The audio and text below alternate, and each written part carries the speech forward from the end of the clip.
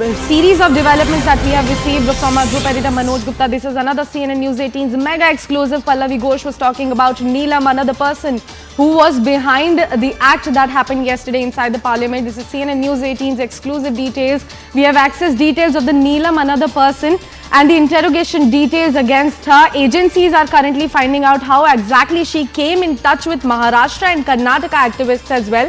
But as Pallavi Ghosh was also mentioning that she was quite impressed with the leftist ideology and was in fact staying in a PG in Hisar and was in Mukherjee Nagar of the national capital as well. Pallavi Ghosh, coming back to you, could you give us more details about the information that we have on Neelam that proves that she was impressed by the leftist ideology? Well, nothing wrong in being impressed by the leftist ideology, but there is this suspicion that her leaning towards the left, the fact that she took part in the Kisan protest, shows a little anti-establishment stand which she often took, and that is exactly what is going to be a matter of further probe. There have already been pictures which have been released in the social media space. Also, we are seeing her where she seems to be, according to allegations coming in from the BJP, seems to be a supporter of the India Alliance and one particular narrative.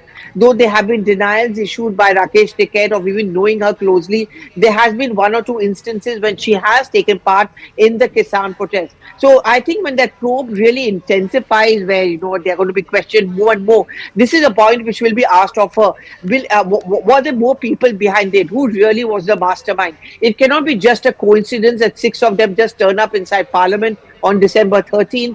And then they use the smoke canister, the pictures of which we are seeing up on our screens. There has to be a method. Who was in touch with them? Who was synchronizing their movement and the slogan shouting which was going on? If you look at that picture which is coming up on our screens, actually, Neelam doesn't seem repentant. She's very brazening it out. She's shouting slogans when she was being taken away by the police and making the point that hamari koi sunwai nahi hai. There's no one who listens to us. We are barricaded and we are not allowed to put forward our point of view.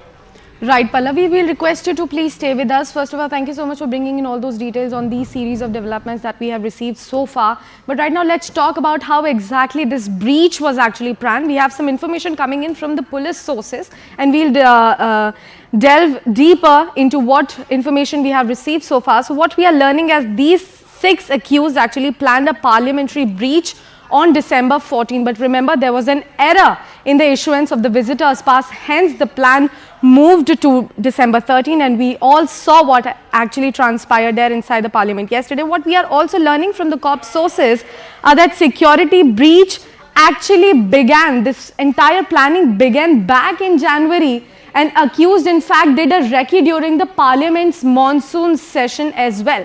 What we are also learning about one of the accused, Manoranjan, is that he was in touch with the staff of MP Pratap Sinha. So there is a large question about how exactly the pass was authorized and how exactly did they enter inside the parliament despite of being despite of there being a 3-layered security. What we are also learning is that they met official staff via Facebook 20 months back. So the planning has been going on for a while now. The planning began in January as well, and we all saw what exactly transpired yesterday. We are also learning that Jha, the 6th person, is still absconding.